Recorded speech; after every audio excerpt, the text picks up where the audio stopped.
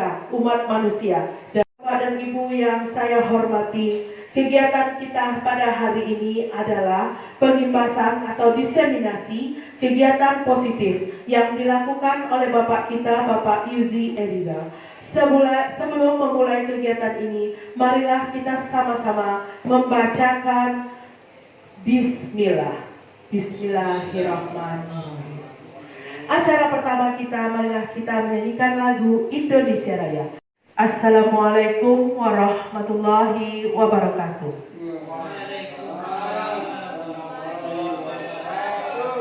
Puji dan syukur marilah kita panjatkan kepada Allah Subhanahu wa Ta'ala, karena pada kesempatan hari ini kita diberi kesempatan untuk dapat berkumpul di ruangan yang sederhana ini dalam rangka diseminasi kegiatan pengimbasan praktek positif dari CGP Angkatan 9, yaitu Bapak Yuzi Erizal.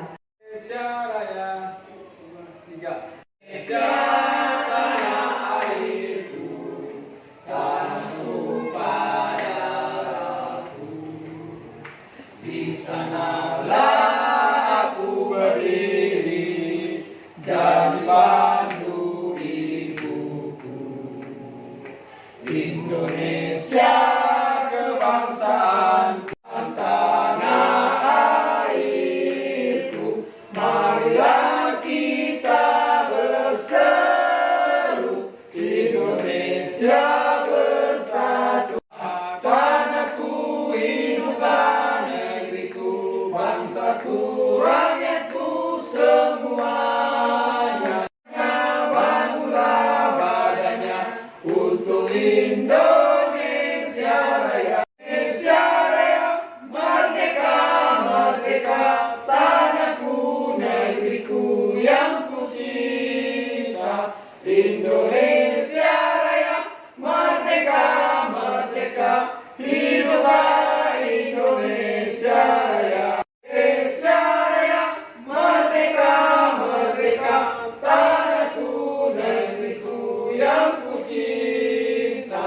Indonesia Raya, merdeka, merdeka, hiduplah Indonesia Raya. Yang saya hormati, marilah kita dengarkan kata sambutan dari Kepala Sekolah SMA Negeri 7 Solok Selatan atau yang diwakili oleh Bapak Wakil Kesiswaan. Kepada Bapak dipersilakan. Wabarakatuh. Alhamdulillahirabbil alamin. Hamdan na'imin, hamdan syakirin. Asyhadu an la ilaha illallah wahdahu la syarika lah. Wa asyhadu anna Muhammadan abduhu wa rasuluhu la nabiyya ba'dah. Alhamdulillah, pada kesempatan yang mulia ini kita dapat berkumpul di ruangan ini dalam rangka kegiatan diseminasi budaya positif di sekolah yang akan disampaikan oleh Bapak Yuzi Erizal SPD sebagai calon guru penggerak Angkatan 9 tahun 2023. Bapak-bapak, ibu-ibu, majelis guru yang berkesempatan hadir dalam ruangan ini dalam rangka kegiatan diseminasi budaya positif di sekolah. Pertama, salam maaf dari Ibu Kepala Sekolah. Beliau tidak bisa hadir pada kesempatan ini karena mengikuti kegiatan pendampingan guru penggerak pada hari yang sama. Bapak Ibu hadirin yang dimuliakan oleh Allah, kegiatan budaya positif di sekolah ini adalah hal-hal yang akan berpengaruh positif kepada kemajuan dan keberlanjutan sebuah institusi sekolah. Dan pada kesempatan ini kami juga ingin menyampaikan kepada kita semua, marilah kita bergerak, tergerak dan menggerakkan untuk memajukan pendidikan ke depan. Karena tugas kita sebagai seorang guru bukan sekedar membuat siswa kita jadi hebat kemampuannya, bukan sekedar menuntaskan nilainya, bukan memberikan dia nilai tinggi atau rendahnya, tapi justru yang paling penting adalah bagaimana kita membangun nilai-nilai karakter dari diri peserta didik itu. Ini adalah semua materi-materi yang berkaitan dengan untuk membangun budaya positif di sekolah. Dan seyogianya hal-hal ini barangkali bisa kita terapkan di sekolah kita. Termasuk ketika menyelesaikan permasalahan yang ketika ada berkaitan dengan masalah siswa. Seperti melalui segitiga restitusi. Mungkin itu atas nama wakil kepala sekolah kami sampaikan. Terima kasih atas kehadiran kita bersama. Mudah-mudahan apa yang diimbaskan oleh Bapak Yuzi Erizal kepada kita semua dapat kita implementasikan dalam kehidupan di kelas maupun di lingkungan sekolah kita. Demikian yang dapat kami sampaikan. Banyak maaf. Billahi bisabilhan. Fastabiqul khairat. Wassalamualaikum warahmatullahi wabarakatuh. Waalaikumsalam warahmatullahi wabarakatuh. Semuanya, sekarang kita bisa mulai acara kita, yaitu penyampaian pengimbasan atau materi diseminasi oleh Bapak kita, calon guru penggerak Angkatan 9, yaitu Bapak Yuzi Erizal. Kepada Bapak Yuzi, dipersilahkan. Yang dilakukan secara berulang-ulang atau kebiasaan, insya Allah nanti akan menjadi sebuah karakter terkhusus untuk di sekolah kita hari ini. Hati dan pikiran kita, ya, hati kita tenangkan walaupun kita hari ini sedang bermasalah, ya, tenangkan dan arahkan semua perhatian untuk fokus belajar. Hadirkan rasa ingin tahu, syukur dan welas asih. Ya, jadi hari ini kita berusaha untuk enjoy, ya. Nah, ini dia materinya. Aksi nyata pengimbasan diseminasi tentang modul 1.4 yang kami pelajari di program guru penggerak ini. Klikkan video ini, ya, kita tonton dulu. Izin moderator.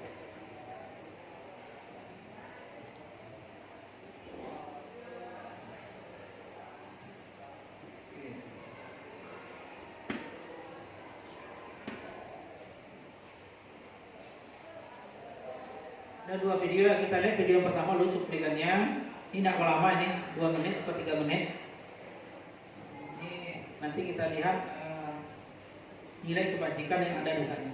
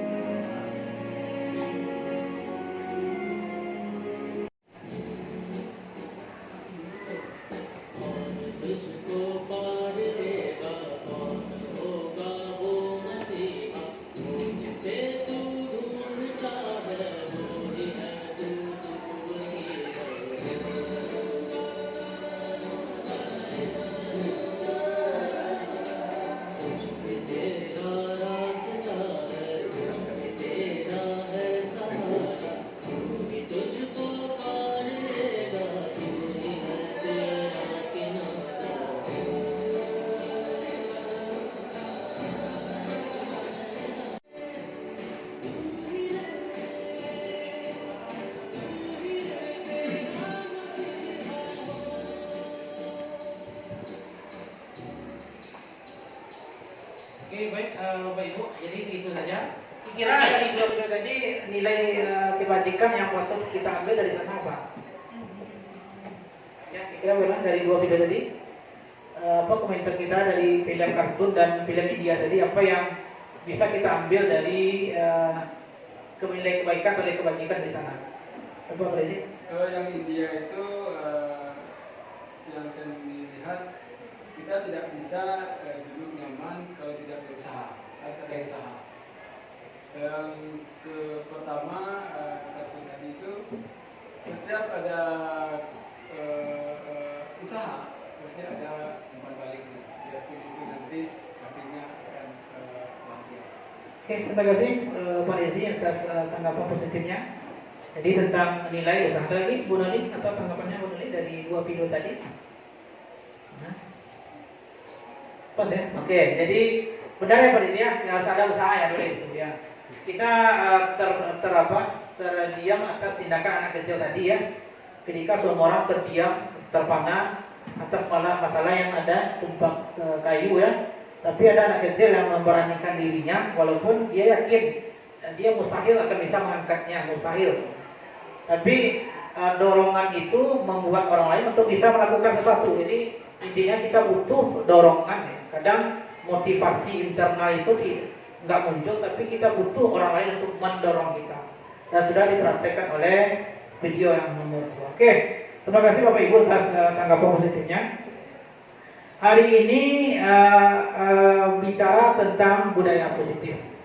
Jadi ada beberapa 3 pertanyaan yang sebenarnya kita bertiga juga diajukan seperti ini ketika pada awal-awal mempelajari modul ini. Setuju nggak Bapak Ibu yang hadir hari ini jika hukuman itu dapat mendisiplinkan anak-anak kita? Ya. Setuju nggak Bapak Ibu? Oke. Oke. Setuju atau tidak? Itu ya. Nanti kita lihat jawabannya nanti di modul ini. Selanjutnya yang kedua, pemberian hukuman dengan hal positif seperti membaca atau membersihkan halaman sekolah dapat meningkatkan disiplin anak. Setuju nggak Bapak Ibu? Dari pertanyaan tadi. Yang ketiga, memberi penghargaan dapat meningkatkan motivasi belajar anak. Nanti kita lihat ya, apakah kita teorinya nanti di bagian modul ini, apakah secara teori ini benar nggak ya? Kita masuk kepada teori. Jadi budaya positif ini ada 6 item yang kita bahas ya. Artinya kita selesaikan di sini. Pertama, disiplin positif dan nilai-nilai kebajikan universal. Tadi dari 2 video tadi punya nilai kebajikan. Yang nomor 2, teori motivasi ya, hukuman dan penghargaan serta restitusi. Jadi kita bicara tentang motivasi, hukuman atau penghargaan. Yang ketiga, keyakinan kelas atau kepercayaan kelas yang ada di kelas kita masing-masing. 4, kebutuhan dasar manusia. Ya. Jadi kita punya kebutuhan dasar dan dunia berkualitas. Yang 5, posisi kontrol kita sebagai guru seperti apa, nanti kita bahas ada 5. Terakhir, segitiga restitusi atau seperti apa segitiga itu. Selanjutnya pertama, ini dia. Pertama dulu disiplin positif dan nilai kebajikan universal. Jadi ada apa sih disiplin positif itu? Ini dia. Di sini ada beberapa percobaan ya Bapak Ibu. Ya. Kita anggap saja kita membuat kepalan tangan kita ya, kepalan tangan kita. Kita anggap diri kita A ya. Ada 2 tokoh di sini A dan B ya. Yang mana yang A ini sobeklah secari kertas kecil. Jadi kita coba ilustrasikan diri kita, ambil kertas kecil, sobek kertas itu, tuliskan benda atau sesuatu yang sangat berharga untuk Anda kita. Apa contoh yang kita harga ya? Contoh kita pengen mobil mewah gitu ya. Mobil Fortuner gitu ya. Buat di kertas itu, genggam sebuah buatnya ya. Letakkan di satu tangan Anda dan genggam benda itu dengan segala upaya. Artinya genggam tangannya kuat-kuat ya. tentang apa yang kita impikan tadi, barang yang kita miliki tadi, yang pengen kita miliki. Buat sebuah kepalan. Ada satu lagi teman kita, si B atau saudara kita, akan mencoba dengan sekuat tenaga, dengan berbagai cara. Jadi kawan kita ini berbicara untuk sekuat tenaga. Untuk apa? Meminta kita memberikan benda tersebut, ya. Jadi kita pegang rerat ini. Ada kalau kita membujuk kita, mengancam kita bahkan, atau bisa menghardik, merayu, menyuap apa saja yang dapat membuka kepala tangan kita. Jadi Bapak Ibu, seandainya kita menjadi toko si A, kira-kira mau nggak kita membuka tangan kita? Mau nggak Bapak Ibu? Boleh gimana? Mau nggak? Mau? Dengan walaupun sebenarnya Bu Noli punya suatu impian, ya, dia pegang daerah. Ada saya selaku teman Bu Noli, saya pengen Bu Noli buka tangan Bu Noli. Mau nggak Bu Noli? Mau, oke. Jadi Bu Noli baik sekali ya, mau ya, oke. Apa yang terjadi nanti ya? Mungkin Bu Noli mau satu tindakan, mungkin benar. Kira mau nggak benar? Tidak mau alasannya? Karena segala sesuatu yang jadi milik kita tidak boleh. Oke, jadi kita pertahankan ya, walaupun dengan segala cara, ya, dengan merayu, menghardik, bahkan menyuap kita, gitu. Lagi parahnya lagi, ya benar ya, dengan bahkan nyawa tantangan sekalipun, ya. Ada orang nggak mau ya. Jadi itu namanya kontrol kita terhadap diri kita, ya. Karena walaupun Bu Ena, saya membujuk Bu Ena dengan segala cara, ya, menyuap beliau, ya, tapi beliau nggak mau ya, gimana lagi ya? Itu namanya kontrol kita. Selanjutnya, ya, jadi ini tadi jawaban tadi, ya, yang kita pelajari di modul ini dan juga baru bagi kita. Jadi ilusi perubahan paradigma teori kontrol, ya, tentang suatu pilihan. Ilusi guru mengontrol murid. Nah, jadi ilusi itu apa? Kita tahu ilusi? Kalau ilusi? Ilusi. Jadi ilusi ini, ya. Ilusi itu adalah, saya tahu benar. Ilusi apa itu ilusi? Harapan. Oke. Jadi, ilusi itu apa? Hayalan. Oke. Jadi ilusi itu kalau dicari di Google, ya, rangsangan yang diterima oleh panca indera kita kadang disalahartikan, ya.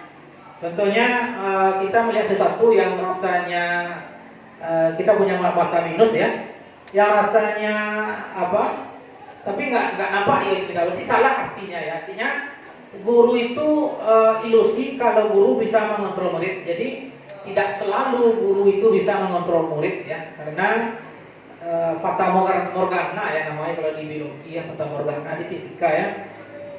Yang kedua, ilusi juga bahwa kritik dan membuat orang merasa bersalah dapat membuat karakter ini nggak selalu benar juga. Jika kita mengkritik siswa kita atau teman kita, bisa memuatkan siswa itu, tidak selalu seperti itu. Yang ketiga, ilusi bahwa semua penguatan positif, efektif dan bermanfaat, ya. Terakhir, ilusi juga bahwa orang dewasa memiliki hak untuk memaksa. Jadi ternyata tadi jawaban Bu Ena tadi, ya, saya paksa beliau nggak akan bisa buka, gitu kan. Walaupun dengan segala upaya, saya paksa dia, saya suap dia, saya ancam Bu Ena. Jadi beliau tetap nggak mau, kan. Ya, saya pun nggak bisa mengontrol beliau karena beliau yang bisa mengontrol diri beliau sendiri.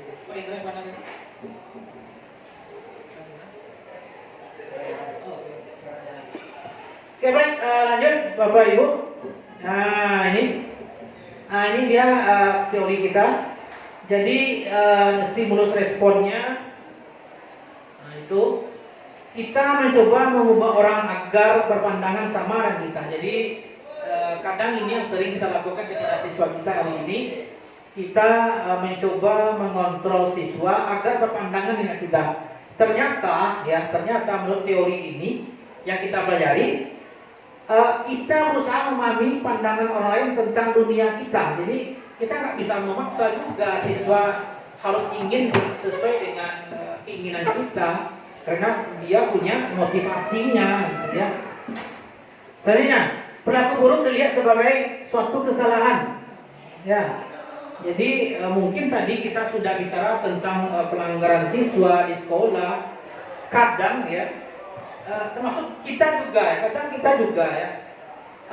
Semua kita punya tujuan sih. Semua perilaku itu memiliki tujuan. Apa alasannya? Ya.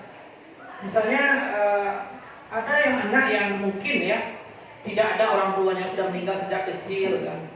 Kadang di sekolah mereka misalnya mencari-cari perhatian, caper ya. Artinya mungkin mereka ingin diperhatikan oleh kita sebagai guru. Itu alasan. Jadi kita perlu gali itu. Nomor 3, orang lain bisa mengontrol saya. Itu yang biasa. Tapi hanya Anda yang bisa mengontrol diri. Jadi Bu Ina tadi disampaikan bahwa walaupun dengan segala upaya tetap aja beliau nggak mau. Ya sudah, karena beliau punya kontrol pada diri beliau sendiri. Selanjutnya pemaksaan ada pada saat bujukan gagal. Jadi setelah gagal tadi saya membujuk beliau, saya paksa Bu Ina. Jadi percuma saja. Jadi justru kolaborasi dapat menciptakan pilihan-pilihan baru. Modal berpikir menang atau kalah, tapi teori ini berpikir tentang pikirnya menang atau menang, tidak ada yang kalah. Siswa senang, guru pun juga senang. Nah, jadi ini distributif secara jurusannya Bapak Ibu. Ada makna disiplin, ya. Terusnya ada perilaku yang sifatnya motivasi dan teori kontrol. Selanjutnya, oke. Apa sih makna disiplin? Disiplin, nampak ya? Apa makna disiplin? Disiplin berasal dari bahasa Latin, artinya disiplina, ya. Yang artinya belajar. Ya. Jadi disiplin ini berfondasi dengan disiplin dari murid-murid Socrates dan Plato. Jadi disiplin ini beranggap bahwa menggali potensi menuju sebuah tujuan apa yang dia hargai. Jadi tadi Bu Ina sudah mencobakan bahwa digalinya potensi beliau sehingga apapun tujuan beliau akan tetap dipegangnya walaupun dengan segala ancaman yang akan diterima. Namun dalam budaya kita makna disiplin lebih berubah kepada sesuatu yang dilakukan seseorang pada orang lain untuk mendapatkan suatu kepatuhan. Jadi kecenderungan disiplin dengan ketidaknyamanan. Jadi cenderung ya ini coba kita lihat di peraturan kita, cenderung merasa tidak nyaman bukan dengan apa yang kita hargai atau pencatuan suatu tujuan yang mulia. Nilai-nilai kebajikannya apa saja ya. Jadi itu ada nilai mandiri ya, sesuai dengan profil Pancasila ya. Kreatif, berkebajikan global, bergotong royong dan kreatif. Jadi dari disiplin ini ada 6 kebajikannya sesuai dengan nilai P3 pada P5 ya, P5. Yang kedua, tadi kita bicara 6 ya, 6. Yang nomor 2-nya adalah motivasi ya. Hukuman, penghargaan maupun restitusi, ada dorongan ya, restitusi. Apa sih motivasi itu? Ini ya. Jadi motivasi itu ada teorinya menurut para pakar dan modul ya, ada 3. Pertama, untuk menghindari ketidaknyamanan atau hukuman apa yang terjadi apabila saya tidak melakukannya ya. Jadi kebanyakan ya siswa kita maupun mungkin kita juga ya kadang diberikan hukuman ya, kalau terlambat kita nilai PKG kita rendah ya. Atau siswa kita datang terlambat karena takut ya apa dendanya atau sanksinya. Yang kedua, untuk mendapatkan imbalan dari orang lain apa yang saya dapatkan apabila saya melakukannya. Kadang ada motivasi siswa ataupun diri kita sendiri ketika kita melakukan satu ada penghargaan. Kadang kita sering dipuji ya. Dipuji itu senang kan ya? Senang ya Bapak Ibu ya, senang dipuji itu. Saya pun juga senang dipuji ya. Tapi motivasi dipuji itu juga nggak terlalu baik untuk kita ya, karena kita bisa merusak mental kita juga. Yang terbaik dari 3 itu yang terakhir. Apa itu yang terakhir? Motivasi untuk menghargai diri sendiri saya akan menjadi orang seperti apa bila saya melakukannya. Jadi ada motivasi dari dalam diri siswa sendiri. Dia contoh anak-anak kita yang di MIA ya sering cita kami ingin menjadi dokter Pak atau apoteker Pak. Untuk menjadi dokter tuh apa yang harus kalian pelajari di sana? Ilmu biologi Pak, fisika, matematika dan kimia. Ya. Jadi ketika siswa sudah dalam dirinya muncul suatu tujuan, cita-cita, maka keinginan itu yang akan kita kontrol sebagai guru supaya bisa muncul dengan sendirinya. Karena kita butuh juga motivasi dari luar tadi seperti film India tadi ya. Walaupun anak kecil SD itu mustahil akan mengangkat pohon, tapi dia bisa memotivasi orang yang ada di sekitarnya dengan suasana hari hujan. Itu contohnya. Selanjutnya Pak Bu, ini bicara tentang hukum ya. Jadi dihukum oleh penghargaan ya. Jadi hukuman itu penghargaan itu bisa berupa hukuman juga gitu ya. Contohnya ini apa efeknya ya? Selanjutnya bentuk dokumen berkaitan dengan penghargaan itu bisa menurunkan kualitas. Jadi tadi ya di awal-awal di pertanyaan pematik, apakah penghargaan itu bisa meningkatkan motivasi belajar anak? Jadi tidak selalu juga penghargaan itu bisa meningkatkan, bahkan dari segi banyak bisa berefek kepada menurunkan kualitas kita gitu ya. Dan ini pun kemarin pernah kita tanyakan ke instruktur kita, bagaimana kalau setiap semester kita kan mengumpul itu peringkat kelas diberikan hadiah 1 kodi buku, 2 kodi buku, 3 kodi buku. Saya pernah tanyakan ke beliau, ternyata itu yang kita lakukan setiap semesternya. Kalau dikaji lebih lanjut tidak terlalu baik juga, artinya mungkin kita nggak harus nge-stop dulu ya. Cuman tidak terlalu baik juga efeknya. Bisa jadi orang siswa yang tidak pernah dapat penghargaan dia berkecil hati, muncul kecemburuan sosial juga di sana. Penghargaan bisa mematikan kreativitas. Nah, ini seperti apa pula nih? Kita siswa kita yang anak didik kita yang berikan bagus kita berikan penghargaan. Saya sering juga ya di kelas 11 MIA ya, di kelas Jessica. Bisa pertanyaan saya kasih permen ya, walaupun permennya 3, tapi setelah mengikuti pelatihan ini saya memikir juga ternyata yang saya berikan itu muncul kecemburuan sosial. Kenapa kami kok tidak Pak berikan permen kan? Tapi kita nggak bisa dia bertanya, masa ya nggak diberi. Jadi muncul kecemburuan juga di sana. Terakhir, penghargaan bisa mengurangi motivasi kita. Jadi ini sebenarnya intrinsik, ini motivasi dalam diri. Jadi orang itu pengen dipuji, pengen dihargai, tapi nggak terlalu baik juga kalau ini kita biasakan. Jadi yang kita butuhkan adalah muncul dengan sendirinya motivasi dalam diri dengan bantuan yang kita namakan dari teori kontrol seorang guru.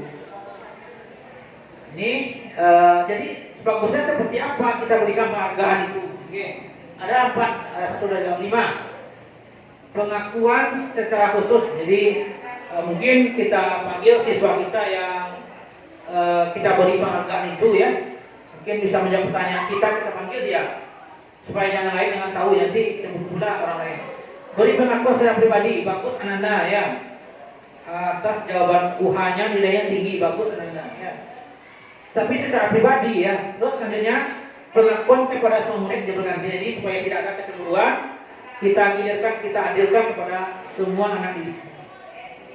Terakhir, fokus kepada proses bukan kepada hasil yang dinampakkan di sana. Di itu nilai kebajikannya ya. Kemarin saya perhatikan rasa nilai kebajikannya, rasa empati.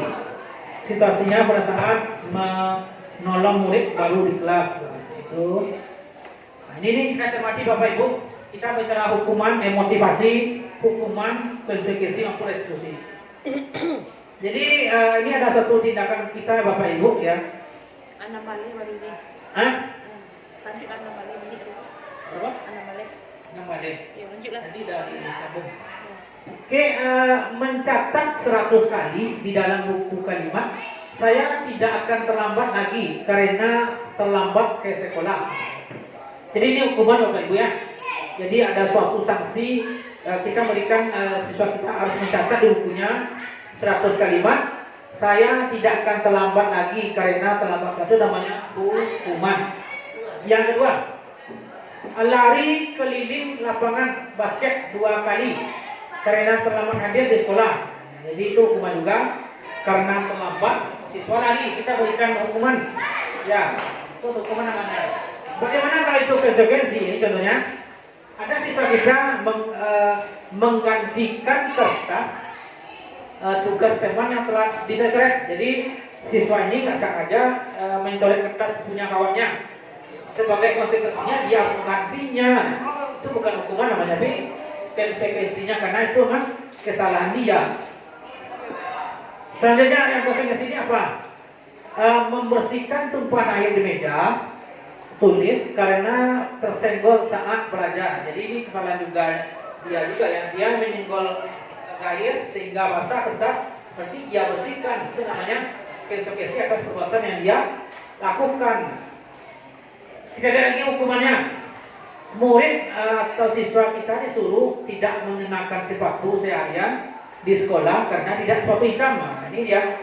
Jadi ini kadang walaupun itu peraturan di sekolah, tapi itu kadang bersifat hukuman yang bisa memberikan rasa dendam kepada anak kita. Ya. Selanjutnya, hukuman itu ya ada 2 pembanding, hukuman dan konsekuensi. Jadi dari 2 kalimat itu lebih baik kita melakukan konsekuensi daripada menghukum anak, karena menghukum itu sifatnya paksaan. Tapi kalau konsekuensi atas tindakannya, kesadaran dia. Tahu yang terjadi itu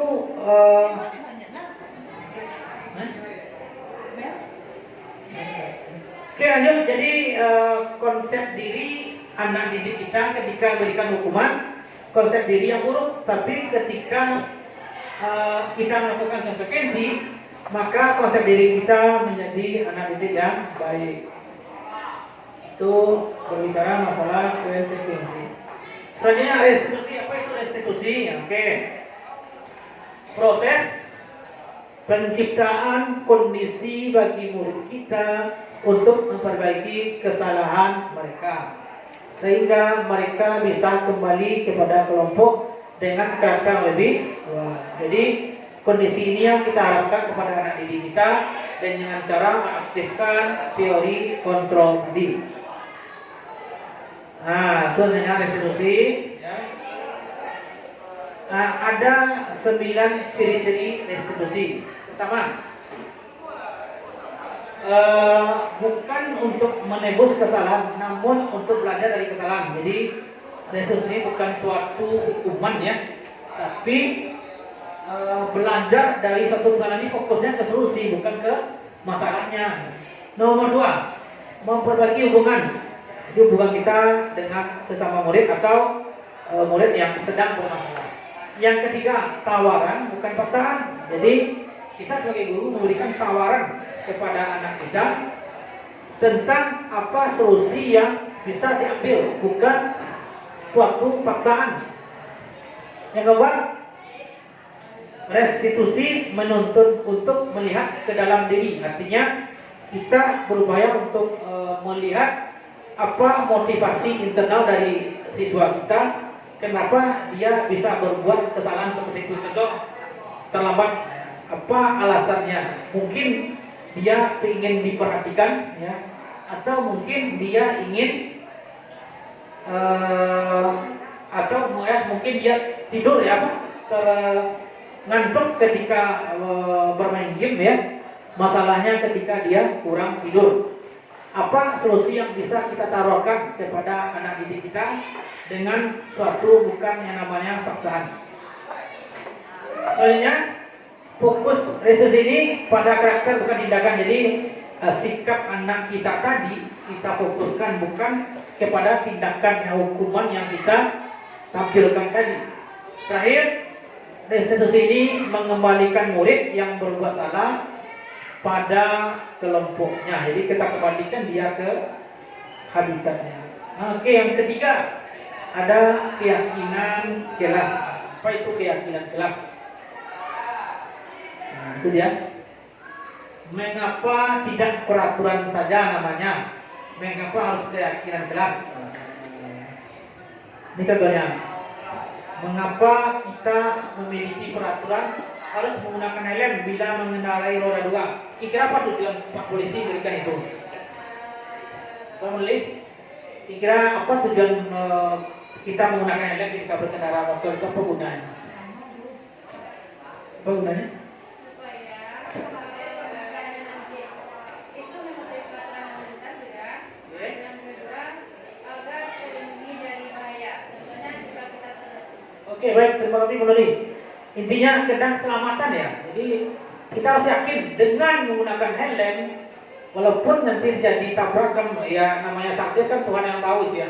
Setidaknya bisa melindungi kepala kita. Yang kedua, mengapa kita memiliki peraturan 3M, menggunakan masker, mencuci tangan, dan menjaga jarak 1,5 meter. Sama tadi dengan Bu Nuri. Intinya tentang keselamatan diri kita sendiri. Ya. Terakhir, mengapa kita memiliki peraturan harus datang tepat waktu pada saat mengikuti pelatihan? Sama juga dengan kita. Siswa kita kan datang 7.30. Kenapa harus 7.30?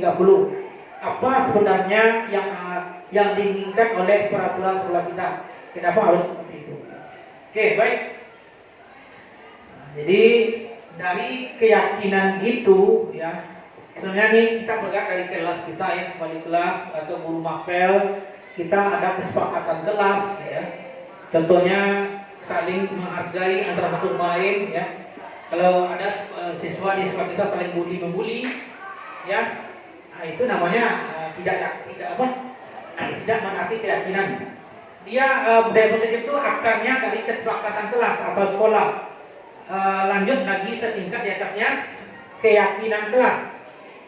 Yang ketiga lingkungan positif, terakhir baru namanya budaya positif. Jadi dari awal kita dalam kelas kita. Nah, ini Bapak Ibu, ini contohnya kesepakatan kelas, datang tepat waktu, mengucapkan salam ya. Jadi kalimatnya ini positif ya, tidak ada yang konotasi negatif di sana. Kalau terlambat pusat 5 menit ya. Ini pernah saya cobakan dulu ketika saya di Aceh ya. Karena saya mengajar siswa SMK yang semi taruna ya. Walaupun mereka senang pusat ya. Terlambat semenit, pusat 10 menit, mereka senang karena siswa ini adalah SMK Kelautan dan Perikanan semi taruna. Senang dia pusat. Tapi kalau siswa yang tidak senang di pusat, kalau dipaksa-paksakan itu namanya bukan kesepakatan kelas namanya. Lanjut, jadi itu teknisnya kesepakatan itu ya, ada seperti format tabel T dan G. Itu teknis saja di kelas kita masing-masing. Selanjutnya kita ini ya. Oke, contoh ada peraturan di kelas kita. Selalu kembalikan buku ke tempatnya di pusaka Bapak Ibu ya. Pusaka. Jadi keyakinan kelas kita harus tanggung jawab ya, tinggal tanggung. Jadi keyakinan kita yakin ini dengan kita mengembalikan buku ke tempatnya di pustaka itu mencerminkan tentang tanggung jawab kita sebagai seorang siswa. Dilarang mengganggu orang lain. Jadi apa nilai kebajikannya? Menghormati orang lain ya. Atau bergantian menunggu giliran. Jadi menghormati orang lain, sama dengan kita mengambil antrian ya. Kita hormati orang yang antrian terlebih dahulu. Jadi kita memiliki namanya keyakinan apa yang diinginkan dari suatu peraturan. Yang keempat, ini kebutuhan dasar manusia. Ya. Jadi kita manusia memiliki kebutuhan dasar. Apa saja kebutuhan dasar manusia itu? Dan ini juga berlaku terhadap anak didik kita. Ya. Yang pertama, kebutuhan bertahan untuk hidup ya. Jadi bertahan untuk hidup ya. Yang kedua, kebutuhan kasih sayang dan rasa ingin diterima. Kita butuh kasih sayang hari ini. Butuh ya? Kita ada butuh ini. Apakah kita butuh kasih sayang hari ini? Sangat butuh ya. Ya. Begitu juga dengan siswa kita hari ini. Mereka butuh kasih sayang dari kita sebagai guru. Kadang ada ya, nah didik kita yang kemarin ya, mulai Dayusan ya, yang ibunya tidak ada sejak dia kecil, ya, meninggal sejak melahirkan balita dia ya. Di sekolah kita nampak dia sering cari-cari perhatian gitu. Acaranya supaya ini dake ke guru, ke guru ibu-ibu, karena mungkin menurut saya si Yusan ini pengen diperhatikan oleh gurunya, karena memang ketika kecil dia tidak pernah yang merasakan sosok dari seorang ibu tadi. Begitu juga dengan kita hari ini. Kita butuh kasih sayang dari orang tua, dari istri, dari anak-anak kita di rumah. Begitu juga rasa diterima. Ya, siswa kita juga, walaupun si Fahri itu di berfisiknya antara guru cacat ya, pendek apa kan, cuman dia pengen rasanya diterima di kelas, tapi alhamdulillah rasa itu diterimanya oleh kawan-kawannya. Itu contohnya. Yang ketiga, kita butuh fun atau senang ya. Kita butuh senang ya. Yang paling senang adalah Bu Desi ya, sering ketawa ke TV kan. Nah, itu bukan si Bu Desi adalah guru yang paling senang ya, yang paling have fun, selalu enjoy hidupnya. Saya kadang sering iri ke Bu Desi ya. Saya ada yang sering banyak ya, di rumah ada 3 orang anak saya yang harus saya urus ya. Apalagi sibuknya program PGP ini ya. Kadang ini saya selalu sama Bu Desi, betul saya belajar ya, gimana cara membuat masalah itu menjadi suatu kesenangan. Terakhir, kebebasan. Nah, jadi siswa kita juga butuh namanya kebebasan atau kebebasan. Kita guru juga perlu namanya kebebasan berpikir. Selanjutnya, ini kontrol yang 5 tadi. Ya. Apa sih peran guru mitra yang bisa kita berikan kepada anak-anak kita? Anak kita secara biologis di rumah maupun kepada anak didik kita di sekolah. Ada 5 posisi kita. Pertama, itu nggak terlalu nampak ya. Kita bicara,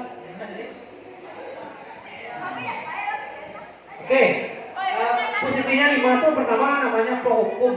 Jadi penghukum itu ya artinya biasanya kalimatnya kasar ya, kasar. Kamu itu nakal gitu ya, kamu tuh terlambat harus push up 10 menit ya apa 10 kali, 1 menit 10 kali gitu. Ibaratnya itu kasar ya, menghukum. Yang kedua, membuat merasa bersalah. Contoh ya, ketika kita menjelaskan pelajaran kita di kelas ya, ada siswa kita yang ngobrol aja kerjanya, terus kita berikan kata-kata ke dia, nah apakah kamu tidak kasihan sama saya?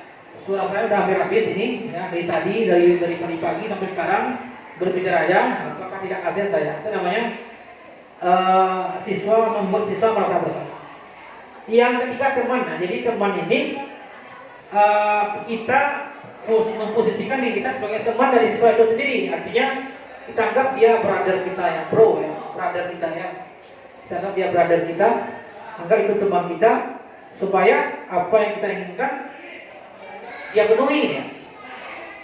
Nomor 4, pemantau. Jadi kita pantau terus siswa kita. Nah, yang terakhir ini yang lebih baiknya namanya manajer ya. Posisi kita manajer ini adalah kita akan membantu siswa kita bagaimana muncul dalam diri siswa itu tadi motivasinya seperti apa gitu. Ketika dia melakukan suatu kesalahan, anggaplah itu menghilangkan barang orang ya, kawannya ya, atau tidak sengaja meninju orang ya. Tentu dia punya alasan kenapa dia meninjunya gitu ya. Tentu dia punya alasan. Orang selagi dia waras pasti dia punya alasan. Apa kebutuhannya yang dia penuhi? Mungkin ya dari 5 tadi dia pengen disayangi, ya kira. Dia pengen disayangi atau dia ingin merasa bebas. Nah, dengan kebutuhan itu kita posisikan diri kita sebagai manajer di sana. Oke. Nah, jadi terakhir segitiga restitusi. Ya, apa itu segitiga restitusi? Ada 3 tahapan bagaimana menyelesaikan masalah dengan siswa kita. Ini ada di depannya ini guru BK yang bisa menyampaikan. Pertama tahapannya adalah menstabilkan identitas siswa kita. Seperti apa dia menstabilkannya nanti kita lihat. Yang nomor 2, memvalidasi tindakan yang salah. Setelah stabilkan identitas tadi, kita validasi tindakan siswa kita. Apakah sudah sesuai dengan nilai-nilai yang sudah kita sepakati. Terakhir, menanyakan tentang keyakinan. Nah, ini kalimat-kalimatnya. Oke, yang pertama dan itu ya. Menstabilkan identitas. Jadi siswa kita sedang bermasalah ini. Kemarin di video saya kemarin ada siswa yang ketiduran ketika saya mengajar matematika di sebelumnya 1. Tidurnya yang enaknya kan pagi nih, setelah pagi jam 8.15 kan tidur, padahal itu kan masih pagi. Apa yang harus dikatakan oleh seorang guru? Ini dia. Berbuat salah itu hal yang manusiawi. Misalnya siswa kita nggak sengaja ya menjatuhkan HP kawannya atau menjatuhkan HP kita di kelas. Jadi untuk menstabilkan identitas ini, contoh kalimat yang bisa kita pakai di sini adalah berbuat salah itu hal yang manusiawi. Ya. Atau tidak ada manusia yang sempurna di dunia ini. Jadi ibaratnya kita munculkan rasa apa pada siswa itu, rasa apa namanya, supaya tidak mendukung tindak. Kita bukan mendukung siswa berbuat salah, tidak, itu kan kita munculkan rasa empati terhadap diri siswa itu sendiri walaupun dia berbuat kejam atau jahat. Contoh yang lain, bapak atau ibu juga pernah berbuat salah ya, karena salah itu kan manusiawi. Atau kita pasti bisa menyelesaikan masalah ini. Bapak ibu tidak akan mencari siapa yang salah sebetulnya. Dalam sebuah hal kita tidak mencari masalah ya, tapi yang kita fokus adalah kepada solusinya seperti apa. Atau kalau ini contoh kalimat bisa kita pakai ke siswa kita. Kalau kamu menyalahkan dirimu sendiri terus menerus, apakah kamu bisa bersikap baik pada dirimu sendiri? Kadang itu kita apakan kepada siswa kita. Intinya kita bukan selalu menjudge siswa itu adalah kamu ini nakal, bodoh, gitu ya, atau kurang ajar kemudian. Cuman kita selidiki dulu, ya. Kita berikan dulu, ibaratnya kita buang-buang sesuatu kan, kok sudah buangnya kan, kok kita validasi apa kebutuhannya di sana. Selanjutnya validasi kebutuhan. Jadi kebutuhan yang ibu tadi ya, mulai dari bertahan tadi, ingin disayangi, ingin dihargai, ingin merasa bebas, ingin senang-senang tadi. Ini kita coba gali dari siswa kita. Apa sih yang diinginkan oleh siswa kita? Ya, contohnya ada siswa tadi yang meninju ya, sebelumnya 1 meninju kawannya di sebelumnya 2 itu ya, si Gilang ya, yang meninju adalah siapa namanya? Afizi ya, Afizi. Ya. Mungkin bisa kali itu apa sih kebutuhan apa yang pengen dia penuhi di sana, kenapa dia kok berani-beraninya ninju orang gitu ya. Apa sih yang kebutuhannya, apakah dia ingin diperhatikan, disayangi atau seperti apa? Kalimat yang guru bisa berikan ke siswa adalah kamu bisa saja melakukan hal yang lebih buruk dari ini, tetapi kamu tidak akan melakukannya kan, gitu ya. Jadi kita berikan nih, kamu bisa saja melakukan lebih dari itu, cuman kamu kan tidak akan melakukannya kan, gitu ya. Atau kamu pasti punya alasan mengapa kamu melakukannya. Kamu pasti kenapa alasan kamu itu terlambat. Apakah sengaja atau lambat itu? Kadang tidak pak, lambat jago kan, karena bermain game atau membantu orang tua yang sedang pesta di rumah gadang. Atau seperti ini, maukah kamu belajar dengan cara lain untuk mendapatkan yang kamu butuhkan tanpa harus memukul? Ya, jadi boleh nggak harus memukul ya. Dengan cara apa kamu pengen? Ya dengan cara apa harusnya? Jangan memukul itu. Dengan cara apa itu? Terakhir, apa restitusi itu adalah menanyakan keyakinan kelas. Ya, jadi kadang kita di kelas kita butuh yang namanya keyakinan, atau mungkin ini bukan peraturan ya. Kalau peraturan itu identik dengan suatu paksaan ya. peraturan itu identik dengan suatu paksa, tapi ini keyakinan yang datangnya dari siswa dan juga guru yang bersangkutan di kelas itu atau di wali kelasnya. Guru bisa menanyakan ini setelah siswa distabilkan dirinya, identitasnya, setelah siswa itu diidentifikasi mana kebutuhan yang dia pengen penuhi dengan cara meninju orang tadi, ya kita renungkan, kita analisis. Terakhir kita tanyakan tentang keyakinan dia itu seperti apa. Contoh, apa nilai-nilai yang kita percaya di kelas atau di sekolah kita? Dia percaya seperti apa? Contoh, kita percaya Pak di lokal ini saling menghargai, saling menghormati dan saling toleransi. Kalau kamu meninju orang, kira-kira kamu menghargai dia enggak itu? Tentu sisa pasti tidak Pak. Kalau kalian meninju orang itu, kira kalian merasa toleransi nggak terhadap kalian? Tentu tidak Pak.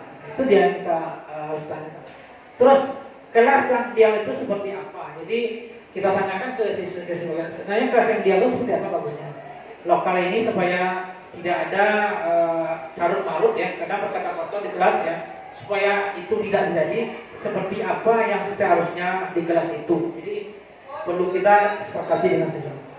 Dan yang terakhir kata-kata bisa kita sepakati ini, apa yang kamu rasakan ketika kamu melakukan itu? Apa yang menjadi kamu pengen menjadi orang seperti apa? Ketika kita melakukan suatu pelanggaran siswa, tentu katanya apa yang kamu rasakan ketika kamu meninju orangnya? Ya, setelah itu kamu pengen jadi orang seperti apa? Setelah kita bahkan keyakinan, tanyakan keyakinan siswa, insya Allah ya ini bukan pasti ya, karena ini teori saja ya. Prakteknya tentu kita yang lakukan di lapangan.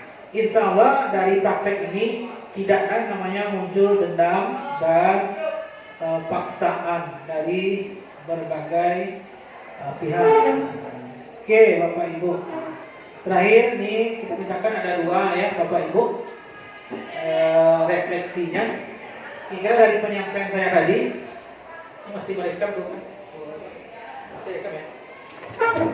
Mungkin sebelum agar diarahkan kita mintakan refleksi dari Bapak Ibu yang hadir hari ini. Kira hal habis ke 9 Iya tadi aduh jadi potong-potong semua. Oke, refleksi aja gak ada 2 orang. Oke, terakhir kita mintakan ini kira hal baru apa saja yang Bapak Ibu dapatkan.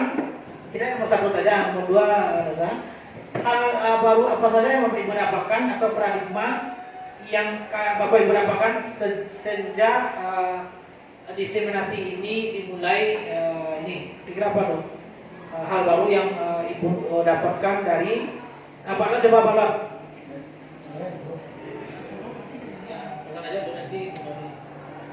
Apa hal baru yang Pak Lon dapatkan dari diseminasi ini? Walaupun kita sama rekan sejawat ya, saya bukan menggurui Bapak Ibu, tapi ini menyampaikan apa yang sudah saya dapatkan. Jadi apa hal baru yang Bapak Arlan dapatkan? Terima kasih. Di sini.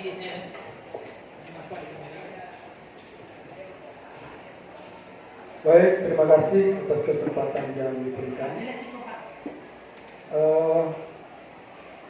Refleksi ya. Refleksi itu kalau bahasa kitanya itu adalah berkaca diri atau evaluasi diri tentang apa yang telah kita lakukan sebelum dan setelah kita mendengar diseminasi budaya positif ini. Kalau sebelumnya kita lihat memang terbuka cakrawala kita, terbuka inspirasi kita.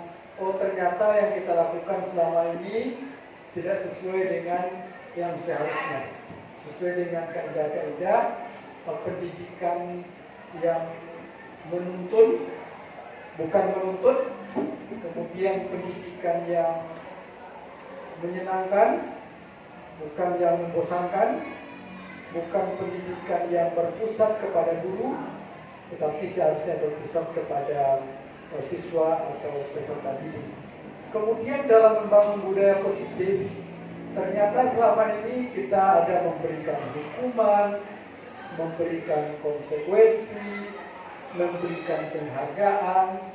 Ternyata apa yang kita lakukan itu ternyata tidak sesuai dengan apa yang seharusnya. Karena kalau kita memberikan penghargaan, memberikan penghukuman, kadangkala itu bisa mematikan potensi yang ada pada peserta didik kita. Hilang motivasinya, hilang semangatnya. Apalagi kalau kita berikan label-label tertentu.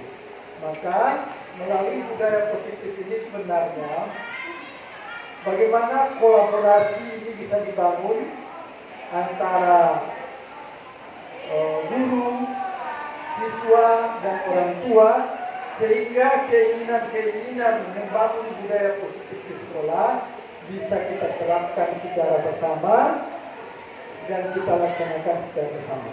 Begitu juga misalnya tentang kesepakatan kelas. Kalau kesepakatan kelas itu bahasanya di sini adalah keyakinan kelas. Bagaimana kita membuat keyakinan kelas itu berdasarkan kesepakatan bersama, lalu kita tepati secara bersama pula. Kemudian yang paling penting dari budaya positif ini sebenarnya adalah membangun budaya positif dimulai dari diri peserta didik kita. Atau katakanlah mulai dari motivasi intrinsik yang berasal dari dalam dirinya, bukan motivasi ekstrinsik yang berasal dari luar dirinya. Kalau motivasi intrinsik itu berasal dari dalam dirinya, itulah yang akan membawa kesadaran dan tanggung jawab kepada diri kita. Tetapi kalau motivasi ekstrinsik seperti tadi ada namanya pemberian penghargaan atau mungkin penghukuman yang berasal dari luar dirinya, itu hanya bersifat sementara. Mungkin itu yang bisa saya sampaikan sebagai refleksi pada hari ini. Mohon maaf, Assalamualaikum warahmatullahi wabarakatuh. Assalamualaikum warahmatullahi wabarakatuh. Terima kasih Pak Lon atas tanggapan dan pembahasannya dari presentasi tadi. Jadi sepakat ya Bapak Ibu. Jadi hukuman itu tidak selalu bisa membuat anak itu lebih baik, bahkan bisa mematikan suatu, sekarang disalahkan mematikan suatu kreativitas. Lagi Ibu Ina, Ibu apa hal baru yang Bu Noli dapatkan dari penyampaian kita tadi? Bu Ina, tadi Bapak sudah